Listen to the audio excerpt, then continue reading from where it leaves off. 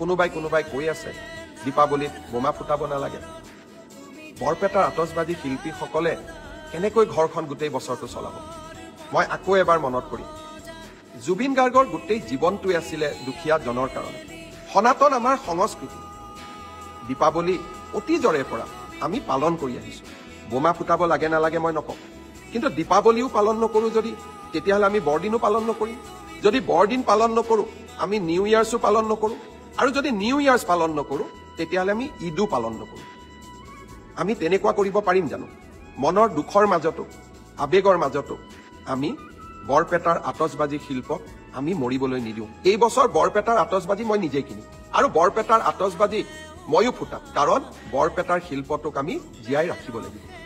বাকী আন ফটকাৰ লগত মোৰ সম্বন্ধ নাই, কিন্তু দীপাৱলীও আমি পালন কৰিম, বিনম্ৰতাৰে পালন কৰিম, সংযমেৰে সৈতে পালন কৰিম, আৰু জুবিনক বুকুত লৈ আমি দীপাৱলী পালন কৰিম।